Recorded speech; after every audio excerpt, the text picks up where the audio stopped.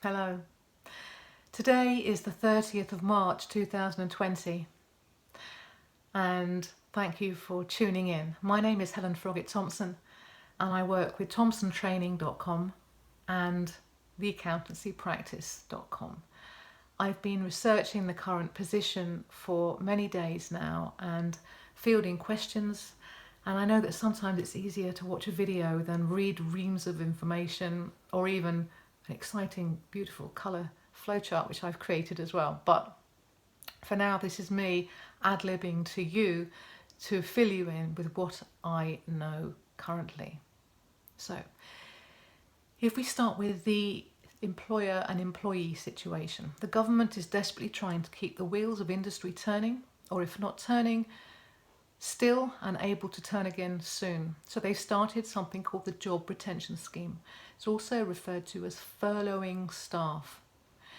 If you've been furloughed, you will be sent home to do nothing to do with your organisation on 80% pay. The money will be paid directly to your organisation and will be administered through your PAYE system. To qualify, you will need to have been on PAYE on the 28th of February. If you were on payroll then, but are now not employed, I think they've let you go, please get in touch with your employer, because they are meant to be reinstating people and giving them this money. The money is intended for you and for your employer to keep the business going.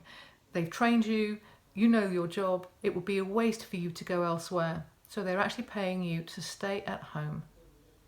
You can, however, work for another organisation whilst you are at home and volunteer if you feel so moved. But you cannot work for the company that is actually furloughing you. Now, a number of people have a few part-time jobs on PAYE, and I've got good news. You haven't got to pick one to be furloughed by. You can actually be furloughed by all of them.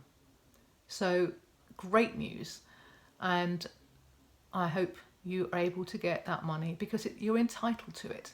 There's no reason not to pay it. It's 80% of your salary. There is a cap.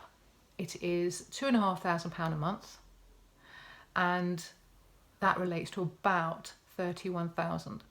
If you're being paid more than that, say you're on 40 grand, you won't get more than 2,500 a month, but you will get the 2,500 a month. So that is definitely better than nothing, isn't it?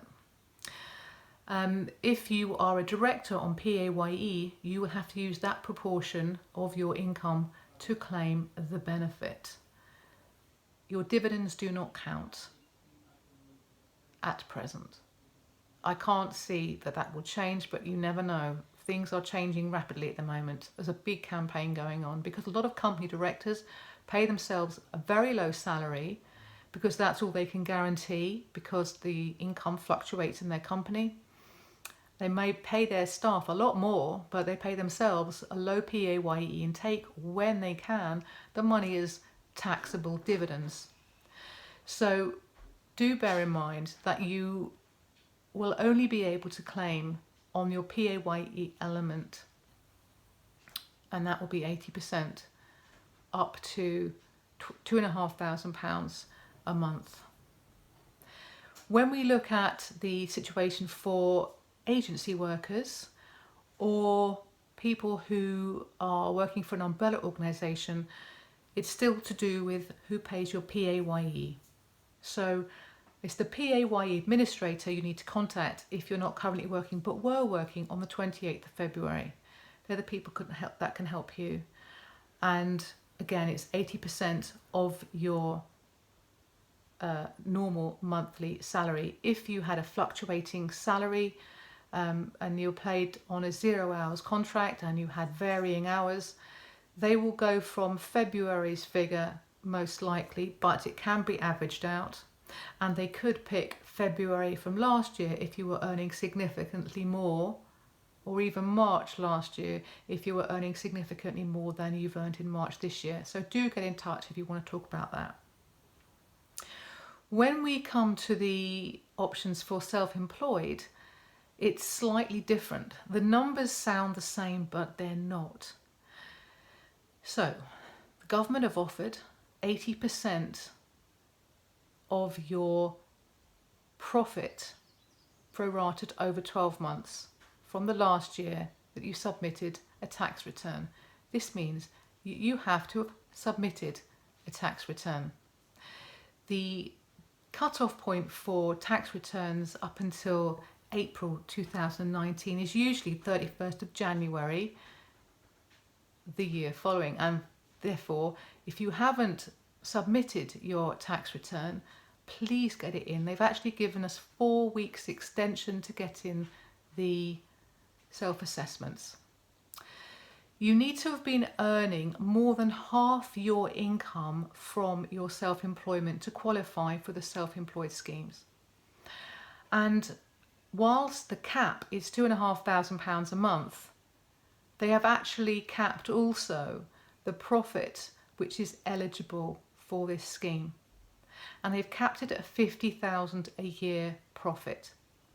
If you were earning £60,000 a year profit in the last year, you will not be eligible unless you've been trading for 2 or 3 years, and when you average out the figures, they relate to being 150 or less for 3 years or 100,000 for 2 years. So really good luck. I hope, bizarre situation we're in, I hope you qualify for this scheme. So some people will fall outside the net on these various schemes, and the government are urging you to apply for universal credit and the employment and support allowance, so UC or ESA. Now, both of those were not normally suitable for the self-employed or people who had been on a certain level of salary before. You have to be on a certain level or not to qualify, but these levels have changed. So, for example, if you have savings of 16,000 or more between the adults in your household, you will not be able to apply for universal credit. But if your savings are lower than 16, there is now no minimum income floor for your previous earnings level, so you will be able to qualify. Renting is a really good position to be in currently to get the maximum benefit from the universal credit. Do apply. You can apply for that and ESA simultaneously, and you could be awarded both, so apply for both if you can. The qualifying criteria for the employment and support allowance is that you've paid national insurance for the last 2 years. It's called a contributory new style ESA. And the new style refers to the fact that now they're allowing people who paid self-employed national insurance contributions to also qualify for this grant. So they've lowered the criteria in terms of national insurance contributions. So pretty much everyone should be able to apply for either ESA or the universal credit systems.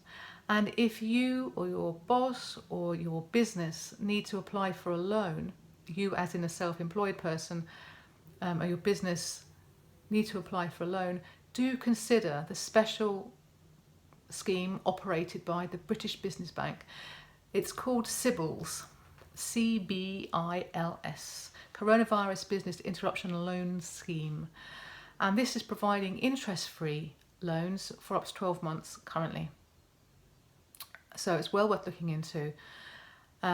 It's particularly for companies who wouldn't otherwise normally qualify for commercial loans. So that could be quite useful at the moment. I hope this has helped. I think I've covered the key criteria. We've been writing blogs on the Accountancy Practice website. That's theaccountancypractice.com. Please check them out. I've also created a flowchart which has pretty much all the information that I've just been going through laid out for you there. And if you want to email me, contact me on helen@thomsontraining.com, and Thomson doesn't have a P, so THOMSON, Helen Thompson@thomsontraining.com, Also Helen at theaccountancypractice.com. Both businesses have websites, thompsontraining.com and theaccountancypractice.com. We're in very trying times. We're not charging you for any of this support or advice. We feel we want to do all we can to help everyone in this devastating situation and hope we all get through it quickly and that situation resolves. For now, if you've got any questions, please don't hesitate to get in touch. Really good luck to everyone.